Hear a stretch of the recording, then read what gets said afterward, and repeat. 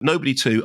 If you're watching this review on the YouTube channel, as Bob Odenkirk himself probably will be, do listen to the interview. So I don't want to just repeat everything he said. But basic setup is it picks up sometime after the first film. And in the first one, the gag was that Hutch is stuck in this drab 9-to-5 routine. And, and he's completely trapped in it. The gag here is that he's stuck in a 9-to-whenever routine, but the routine now is that he's back to being a secret agent. But that kind of keeps him from, he's in the middle of some terrible fight and he has to send a text to his wife saying, "I'm sorry, honey, I'm not going to be home for dinner because I'm too busy involved in fighting people." So he needs a vacation, decides to take the family, Connie Nielsen's Becca, his kids, to this place where he had a great time as a kid, which I think has echoes of going to Wally World from National Lampoon's Vacation. Christopher Lloyd is back as David, his dad, who once took the young Hutch to this very place, this same resort. The RZA is also back, more of whom in Take Two, and we talk about Ghost Dog, as is Michael Ironside. They get to the resort town. They immediately hack off the locals. They get into a confrontation with the local sheriff, played by Colin Hanks, and something happens in an amusement arcade. Hutch would have walked away, but as they leave, somebody smacks the back of his daughter's head, and the next thing they know, they're in the middle of another crime syndicate squabble, this time led by Sharon Stone's ultra-fiendish bootlegger, Lendina. And so, inevitable confrontation. The whole thing is around an amusement park. So immediately we're thinking of, there's loads and loads of horror films which are set in amusement parks, whether it's, Tobe Hooper's Funhouse or whatever. The idea of the family going on vacation, well, that is very, very familiar to sequels. What are we going to do now? I know, let's send them abroad. There's a very smart tagline for Nobody To, which is "Nobody ruins his vacation," which is a very good pun. Nobody ruins his as in he is nobody and he ruins his own vacation. The first film had a real simplicity to it. He's this guy stuck in this 9-to-5, but he's got this killer past and it comes out. So, hints of Long Kiss Goodnight. By necessity, the sequel doesn't have that simplicity.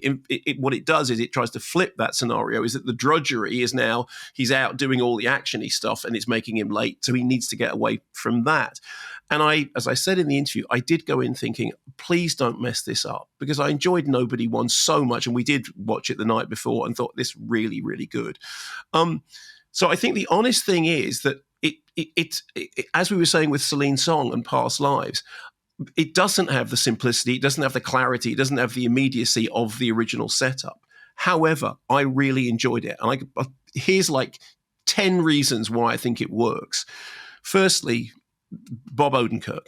So he said that thing about, he once said that the inspiration for Hutch was if you took Saul from Better Call Saul, he was somebody who always survived. And Bob Odenkirk said, well, what if he always survived because he was a really good street fighter? And I like that idea that there's kind of Hutch's sort of Saul slipping Jimmy. Second thing is that Timo Tjahjanto, who directed this, is a very accomplished action director, horror director, knows how to choreograph an explosive, elegant fight. I mean, much as the director of the first one did as well, the choreography is really good. And it was interesting that, Bob Odenkirk was singing the praises there of Jackie Chan. That's very much an inspiration. Thirdly, there is an entertaining kind of Straw Dogs Home Alone DIY thing about what happens in the finale. I mean, I always enjoy that sort of stuff. I always enjoy let's make a whole bunch of booby trap stuff and then watch it go off. That's great. The carnage is very slapstick. Sam Raimi once said that, The Evil Dead was basically the Three Stooges with blood and guts standing in for custard pies. And it was lovely when Bob Odenkirk said the thing about, sometimes we want to act out, that's why we do it in a movie. Because you know what, in a movie, it's not real at all. And it is not real at all. The BBFC rating is 15 for strong violence, injury, detail, and language.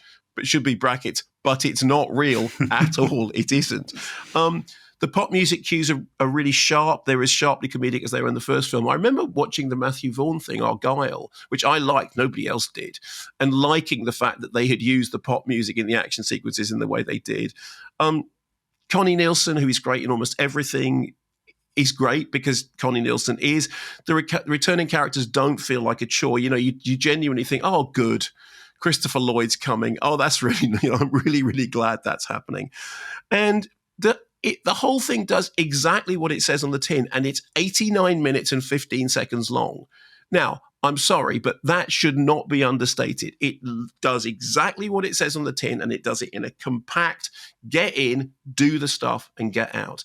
And I was so genuinely anxious about it's not going to work a second time.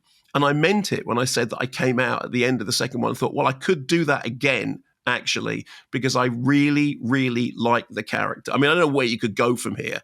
They flipped the scenario on its head from the first one. I don't know where you would go from here. But I enjoyed myself hugely, and just the moment that the daughter gets slapped on the back of the head, and you see Bob, you think, okay, here we go, strap in, and then it's and then it is what it is.